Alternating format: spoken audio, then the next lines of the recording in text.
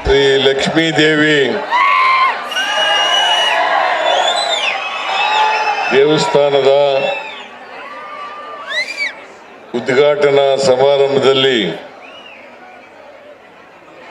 ಮುಖ್ಯ ಅತಿಥಿಗಳಾಗಿ ಭಾಗವಹಿಸಿರ್ತಕ್ಕಂಥ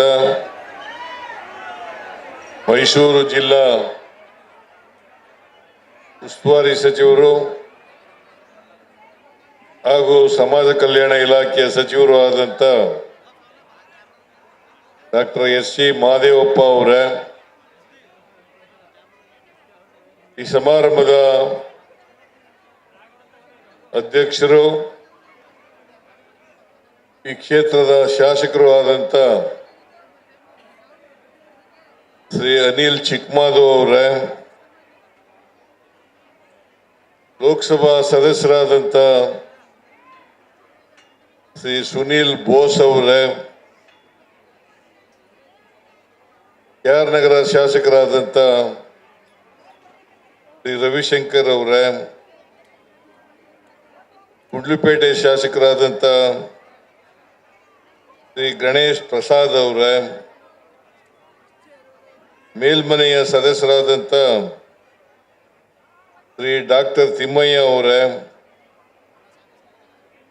ಇನ್ನೊಬ್ಬರು ಸದಸ್ಯರಾದಂಥ ಶಿವಕುಮಾರ್ ಅವರ, ಮಾಜಿ ಸಚಿವರಾದಂಥ ಶಿವಣ್ಣವರ, ಮಾಜಿ ಶಾಸಕರಾದಂಥ ಶ್ರೀ ಚಿಕ್ಕಣ್ಣ ಅವರ, ಮೈಸೂರು ಬಣ್ಣ ಮತ್ತು ಅರಗು ಕಾರ್ಖಾನೆಯ ಅಧ್ಯಕ್ಷರಾದಂಥ ಶ್ರೀ ಗಣೇಶ್ ಅವರ, ವೇದಿಕೆ ಮೇಲೆ ಬಹಳ ಜನ ಇದ್ದಾರೆ, ಎಲ್ಲರ ಹೆಸರು ಕೂಡ ಹೇಳಲಿಕ್ಕೆ ಹೋಗಲ್ಲ.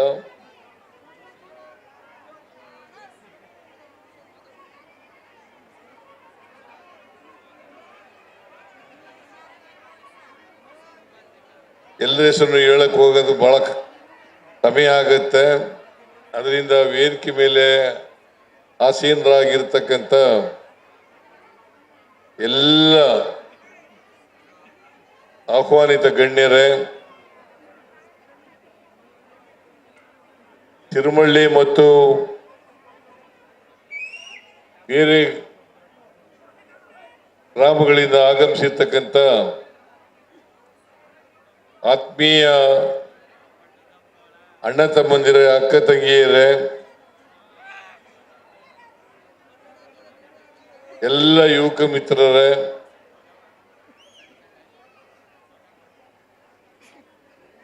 ಮಾಧ್ಯಮದ ಗೆಳೆಯರೇ, ಇವತ್ತು ತಿರುಮಳ್ಳಿ ಗ್ರಾಮಕ್ಕೆ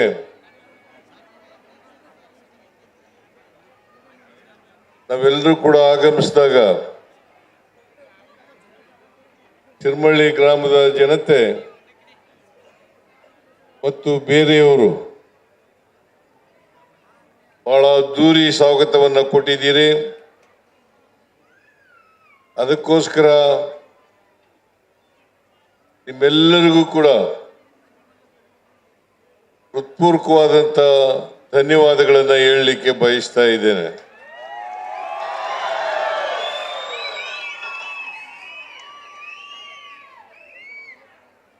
ಇವತ್ತು ತಿರುಮಳ್ಳಿನಲ್ಲಿ ನೂತನವಾಗಿ ನಿರ್ಮಾಣ ಮಾಡಿರ್ತಕ್ಕಂಥ ಲಕ್ಷ್ಮೀ ದೇವಿ ದೇವಸ್ಥಾನ ಇದರ ಉದ್ಘಾಟನೆ ಕಾರ್ಯಕ್ರಮವನ್ನು ತಿರುಮಳ್ಳಿಯ ಜನರು ಹಮ್ಮಿಕೊಂಡು ನನಗೆ ಉದ್ಘಾಟನೆ ಮಾಡ್ತಕ್ಕಂಥ ಅವಕಾಶವನ್ನು ಕಲ್ಪಿಸ್ಕೊಟ್ಟಿದ್ದೀರಿ. ಅದಕ್ಕಾಗಿ ತಿರುಮಳ್ಳಿಯ ಎಲ್ಲ ಜನರಿಗೆ ನನ್ನ ಹೃತ್ಪೂರ್ವಕವಾದಂಥ ನಮಸ್ಕಾರಗಳನ್ನು ಹೇಳಲಿಕ್ಕೆ ಬಯಸ್ತಾ ಇದ್ದೇನೆ.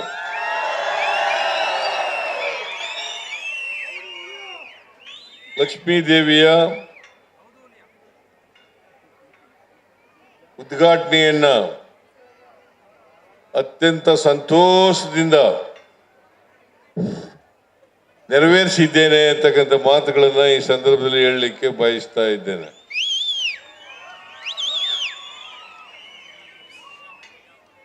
ನಾನು ದೇವಸ್ಥಾನ ನೋಡಿದೆ, ಹೋಗಿದ್ದೆ ಅಲ್ಲಿಗೆ, ಅದರ ಉದ್ಘಾಟನೆ ಮಾಡಲಿಕ್ಕೆ. ಬಹಳ ಸುಂದರವಾಗಿ ಕಟ್ಟಿದ್ದೀರಿ.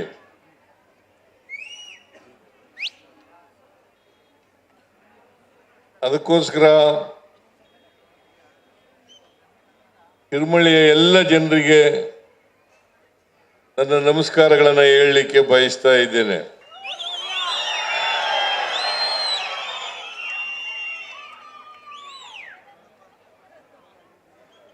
ತಿರುಮಳಿಯ ಜನ ಮೊದಲಿನಿಂದ ಕೂಡ ದೈವ ಭಕ್ತರು ಅಂತಕ್ಕಂಥದನ್ನ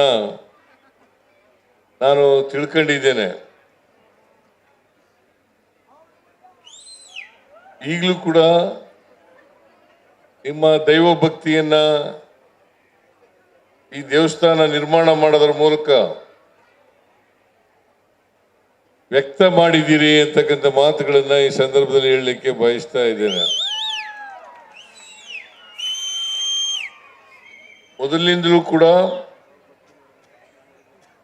ಹಿಂದೂಗಳಾದಂಥ ನಾವೆಲ್ಲರೂ ಕೂಡ ದೇವಸ್ಥಾನವನ್ನ ನಿರ್ಮಾಣ ಮಾಡ್ತಕ್ಕಂಥದ್ದು, ಗುಡಿ ಗೋಪುರಗಳನ್ನ ನಿರ್ಮಾಣ ಮಾಡ್ತಕ್ಕಂಥದ್ದು, ದೇವಸ್ಥಾನಗಳಲ್ಲಿ ಪ್ರತಿಮೆಯನ್ನ ಸ್ಥಾಪಿಸಿ ಅದಕ್ಕೆ ಪ್ರತಿ ದಿನ ಪೂಜೆ ಮಾಡ್ತಕ್ಕಂಥ ಕೆಲಸವನ್ನ ಮಾಡ್ತೇವೆ. ಆ ಪ್ರತಿಮೆಗಳಲ್ಲೇ ದೇವರನ್ನ ಕಾಣ್ತೇವೆ. ಅದು ನಮ್ಮೆಲ್ಲರ ನಂಬಿಕೆ. ಆದ್ರೆ ಒಂದು ಮಾತನ್ನ ತಾವೆಲ್ಲರೂ ಕೂಡ ತಿಳ್ಕೋಬೇಕು.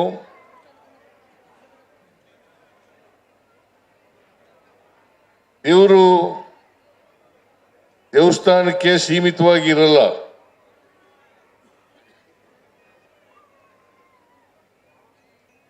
ದೇವರು ಸರ್ವತ್ರ ಯಾಮಿ.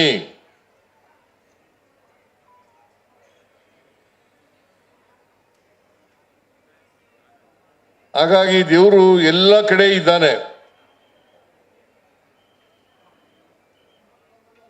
ನಾನು ಕೂಡ ದೇವರನ್ನ ನಂಬ್ತೇನೆ.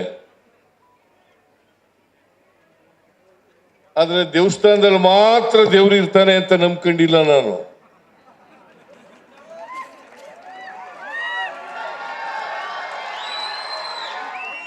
ದೇವರು ಎಲ್ಲ ಕಡೆ ಇದ್ದಾನೆ, ನಮ್ಮಲ್ಲೂ ಇದ್ದಾನೆ. ಅದಕ್ಕೆ ಬಸವಣ್ಣವರು ಒಂದು ಕಡೆ ಹೇಳ್ತಾರೆ, ಉಳ್ಳವರು ದೇವಾಲಯ ಮಾಡುವರು,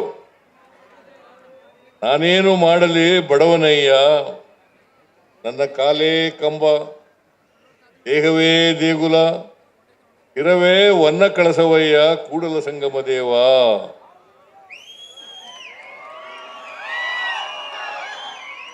ಇದು 850 ವರ್ಷಗಳ ಹಿಂದೆ ಬಸವಣ್ಣ ಹೇಳಿರ್ತಕ್ಕಂಥದ್ದು. ಅದರಿಂದ ನಾವೆಲ್ಲ ಅರ್ಥ ಮಾಡ್ಕೋಬೇಕಾಗಿರ್ತಕ್ಕಂಥದ್ದು ಏನಪ್ಪಾ ಅಂತಂದ್ರೆ, ದೇವರು ಪ್ರತಿಯೊಬ್ಬರಲ್ಲೂ ಕೂಡ ಇದ್ದಾನೆ. ಪ್ರತಿನಿತ್ಯ ನಾವು ಮಾಡ್ತಕ್ಕಂಥ ಕೆಲಸದಲ್ಲಿ ದೇವರನ್ನ ಪ್ರಾರ್ಥನೆ ಮಾಡಿ ಪ್ರಾರಂಭ ಮಾಡ್ತೇವೆ. ನಾವು ಪ್ರಾರ್ಥನೆಯನ್ನು ಮಾಡುವಾಗ ದೇವರೇ ನನಗೆ ಮಾತ್ರ ಒಳ್ಳೇದು ಮಾಡು ಅಂತ ಕೇಳಬಾರದು.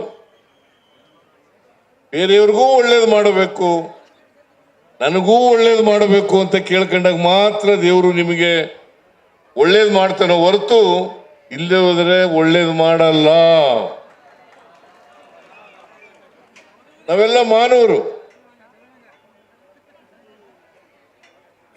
ನಾವು ಯಾವುದೇ ಧರ್ಮಕ್ಕೆ ಸೇರಿರ್ಲಿ, ಯಾವುದೇ ಜಾತಿಗೆ ಸೇರಿರ್ಲಿ, ದೇವ್ರ ದೃಷ್ಟಿನಲ್ಲಿ ಜಾತಿನೂ ಇಲ್ಲ, ಧರ್ಮನೂ ಇಲ್ಲ.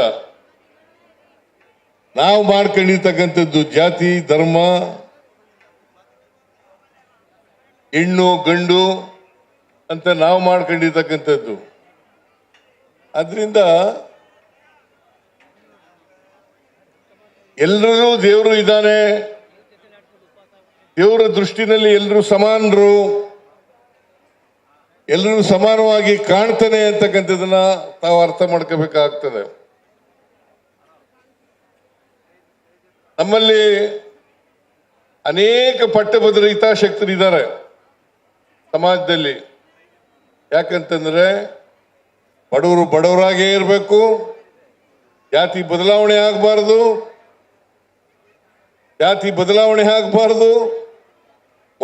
ಮನುಷ್ಯನನ್ನ ದ್ವೇಷಿಸಬೇಕು ಅಂತಕ್ಕಂಥ ವಿಚಾರ ಇಟ್ಕೊಂಡಿರ್ತಕ್ಕಂಥವ್ರು ಕೂಡ ಇದ್ದಾರೆ. ಅದರಿಂದ ನೀವು ಯಾವುದೇ ಧರ್ಮಕ್ಕೆ ಸೇರಿರಲಿ, ಹಿಂದೂ ಧರ್ಮಕ್ಕಾರು ಸೇರಿರಲಿ, ಕ್ರೈಸ್ತ ಧರ್ಮಕ್ಕಾರು ಸೇರಿರಲಿ, ಮುಸ್ಲಿಂ ಧರ್ಮಕ್ಕಾರು ಸೇರಿರಲಿ, ಸಿಖ್ ಧರ್ಮಕ್ಕಾರು ಸೇರಿರಲಿ, ಬೌದ್ಧ ಧರ್ಮಕ್ಕಾರು ಸೇರಿರಲಿ, ಜೈನ ಧರ್ಮಕ್ಕಾರು ಸೇರಿರಲಿ, ಯಾವ ಧರ್ಮ ಕೂಡ ಮನುಷ್ಯನನ್ನ ಪ್ರೀತಿಸಿ ಅಂತ ಹೇಳ್ತದ ಹೊರತು ದ್ವೇಷಿಸಿ ಅಂತ ಹೇಳೋದಿಲ್ಲ. ನೀವು ಇದನ್ನ ಅರ್ಥ ಮಾಡ್ಕೋಬೇಕಾಗುತ್ತೆ. ಕೆಲವರು ಸಮಾಜವನ್ನು ಒಡಿತಕ್ಕಂಥ ಕೆಲಸವನ್ನ ಮಾಡ್ತಾರೆ, ಒಗ್ಗಟ್ಟನ್ನ ಒಡಿತಕ್ಕಂಥ ಕೆಲಸವನ್ನ ಮಾಡ್ತಾರೆ, ಮನುಷ್ಯರಲ್ಲಿ ವಿಭಾಗ ಮಾಡ್ತಕ್ಕಂಥ ಕೆಲಸವನ್ನ ಮಾಡ್ತಾರೆ. ಧರ್ಮದ ಹೆಸರಿನಲ್ಲಿ, ಜಾತಿ ಹೆಸರಿನಲ್ಲಿ ಸಮಾಜವನ್ನು ಒಡೆಯತಕ್ಕಂಥ ಕೆಲಸ ಮಾಡ್ತಕ್ಕಂಥ ಪಟ್ಟಭದ್ರ ಹಿತಾಸಕ್ತರ ಬಗ್ಗೆ ನೀವೆಲ್ಲರೂ ಕೂಡ ಎಚ್ಚರಿಕೆಯಿಂದ ಇರಬೇಕು ಅಂತಕ್ಕಂಥ ಮಾತುಗಳನ್ನು ಹೇಳಲಿಕ್ಕೆ ಬಯಸ್ತಾ ಇದ್ದೇನೆ. ಯಾಕಂತಂದ್ರೆ ನಾವೆಲ್ಲ ಮನುಷ್ಯರನ್ನ ಪ್ರೀತಿಸಬೇಕೇ ಹೊರತು ಯಾವ ಕಾರಣಕ್ಕೂ ಕೂಡ ದ್ವೇಷಿಸಬಾರದು ಅಂತಕ್ಕಂಥ ಮಾತುಗಳನ್ನ ಈ ಸಂದರ್ಭದಲ್ಲಿ ಹೇಳ್ತಕ್ಕಂಥದ್ದು ಅತ್ಯಂತ ಅವಶ್ಯ ಅಂತೇಳಿ ನಾನು ಭಾವಿಸ್ಕೊಂಡಿದ್ದೇನೆ. ಅದರಿಂದ ನಾವು ಮನುಷ್ಯರನ್ನ ಪ್ರೀತಿಸಬೇಕು. ನಾನು ರಾಜಕೀಯ ಈ ಸಂದರ್ಭದಲ್ಲಿ ಮಾತಾಡಲ್ಲ, ಯಾಕಂತಂದ್ರೆ ಇದು ರಾಜಕೀಯ ಮಾತಾಡ್ತಕ್ಕಂಥ ವೇದಿಕೆ ಅಲ್ಲ. ನಾನು ಮತ್ತೆ ಮಂಗಳೂರಿಗೆ ಹೋಗ್ಬೇಕು, ಇಲ್ಲಿಂದ ಮಂಗಳೂರಿಗೆ ಹೋಗಿ ಮೈಸೂರಿಗೆ ಹೋಗಿ, ಮೈಸೂರಿಂದ ಮಂಗಳೂರಿಗೆ ಹೋಗ್ಬೇಕು, ಮಂಗಳೂರಿಂದ ಮತ್ತೆ ಬೆಂಗಳೂರಿಗೆ ಹೋಗ್ಬೇಕು. ಆ ಕಾರಣದಿಂದ ಹೆಚ್ಚು ಮಾತನಾಡಲಿಕ್ಕೆ ಹೋಗಲ್ಲ. ತಿರುಮಳ್ಳಿಯವರು ನನ್ನನ್ನು ಬರಲೇಬೇಕು ಅಂತ ಹೇಳಿ ಹಠ ಹಿಡಿದ್ರು. ಬಹಳ ಜನ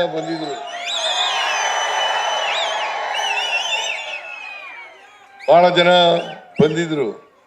ತಿರುಮಳ್ಳಿಯವರು ನಮ್ಮೂರಿಗೆ ಬರಲೇಬೇಕು, ಲಕ್ಷ್ಮೀ ದೇವಾಲಯವನ್ನು ಕಟ್ಟಿಸಿದ್ದೇವೆ, ಅದನ್ನ ಉದ್ಘಾಟನೆ ಮಾಡಲಿಕ್ಕೆ ನೀವೇ ಬರಬೇಕು ಅಂತೇಳಿ ಹಠ ಹಿಡಿದ್ರು. ಹಾಗಾಗಿ ಇವತ್ತು ನಿಮ್ಮೂರಿಗೆ ಬಂದು ಲಕ್ಷ್ಮೀ ದೇವಾಲಯವನ್ನ ಉದ್ಘಾಟನೆ ಮಾಡಿದ್ದೇನೆ.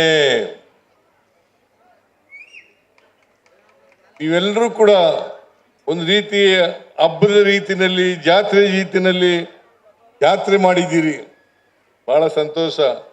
ನಮ್ಮಲ್ಲಿ ಜಾತ್ರೆಗಳು ಯಾಕೆ ಹುಟ್ಕೊಂಡು ಅಂತಂದ್ರೆ ಎಲ್ಲ ಜನರು ಒಂದ್ ಕಡೆ ಸೇರ್ಕೊಂಡು ಪರಸ್ಪರ ಪ್ರೀತಿಸ್ಬೇಕು ಅನ್ನೋ ಕಾರಣಕ್ಕೋಸ್ಕರ ಜಾತ್ರೆಗಳು ನಡೀತಾ ಇರ್ತಕ್ಕಂಥದ್ದು. ಆದ್ರಿಂದ ನಾವು ಜಾತಿ ಹೋಗಿ, ವರ್ಗ ಹೋಗಿ, ನಾವೆಲ್ಲರೂ ಕೂಡ ಮನುಷ್ಯರು ಅಂತಕ್ಕಂಥ ಒಗ್ಗಟ್ಟಾಗ್ತಕ್ಕಂಥ ದಿನ ಬರಲಿ, ದೇವರು ಆ ಪ್ರಯತ್ನವನ್ನ ಮಾಡಲಿ ಅಂತಕ್ಕಂಥ ಮಾತುಗಳನ್ನ ಹೇಳಿ ಮಾಡ್ತೀರಿ ಅಲ್ವಾ? ಮತ್ತೆ ಸಿರ್ಮಳ್ಳಿ ಜನ ನಾನು ಯಾವಾಗ ಬಂದರೂ ಕೂಡ ಬಹಳ ಪ್ರೀತಿಯಿಂದ ಕಾಣ್ತಾರೆ.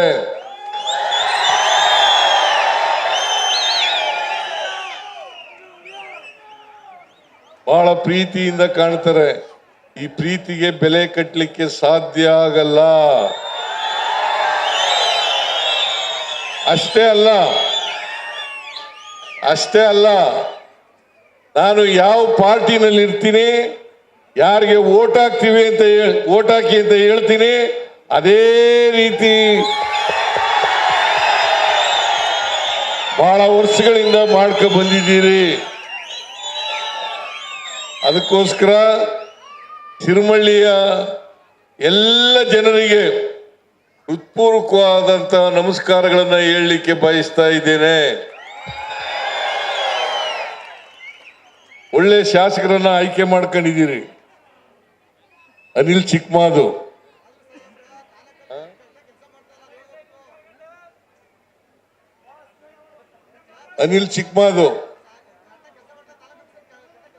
ಹೆಗ್ಗಡದೇವರ ಕ್ಷೇತ್ರವನ್ನ ಅಭಿವೃದ್ಧಿ ಮಾಡ್ತಕ್ಕಂಥ ಕೆಲಸವನ್ನ ಮಾಡ್ತಾ ಇದ್ದಾರೆ.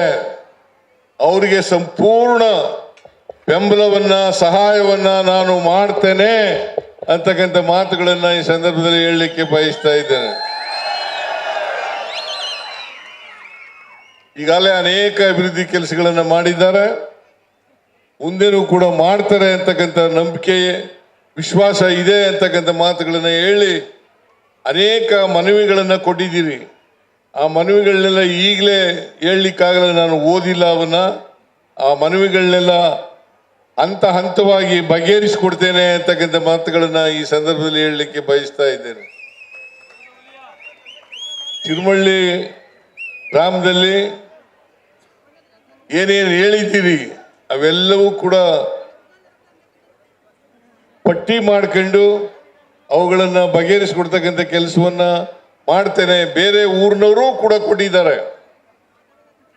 ನಾನು ಮುಖ್ಯಮಂತ್ರಿ ಆಗಿರೋದ್ರಿಂದ ಬೇರೆ ಊರಿನವರು ಕೂಡ ಕೊಟ್ಟಿದ್ದಾರೆ. ನಿಮ್ಮೆಲ್ಲರ ಆಶೀರ್ವಾದದಿಂದ ನಾನು ಕರ್ನಾಟಕದಲ್ಲಿ ಬಹಳ ಹೆಚ್ಚು ಕಾಲ ಮುಖ್ಯಮಂತ್ರಿ ಆಗಿರ್ತಕ್ಕಂಥ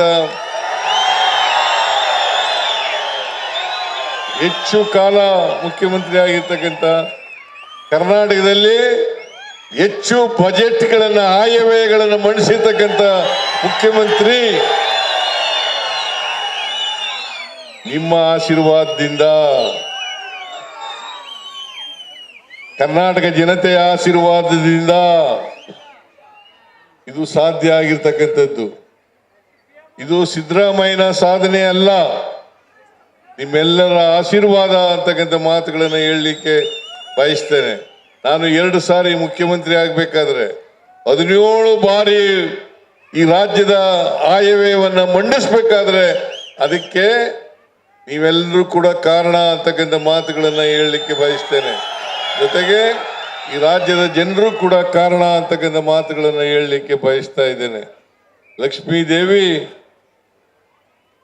ತಿರುಮಳ್ಳಿ ಜನರಿಗೂ ಒಳ್ಳೇದು ಮಾಡಲಿ, ಹಾಗೇನೆ ಹೆಗ್ಗಡದೇವನಕೋಟೆ ತಾಲೂಕಿನ ಜನರಿಗೂ ಒಳ್ಳೇದು ಮಾಡಲಿ, ಮತ್ತೆ ನಾಡಿನ ಎಲ್ಲ ಜನರಿಗೂ ಒಳ್ಳೇದು ಮಾಡಲಿ ಅಂತೇಳಿ ಆಶಿಸಿ ಮತ್ತೊಮ್ಮೆ ನಿಮಗೆಲ್ಲ ಶುಭ ಕೋರಿ, ಲಕ್ಷ್ಮೀ ದೇವಿ ದೇವಸ್ಥಾನವನ್ನ ನೂತನವಾಗಿ ನಿರ್ಮಾಣ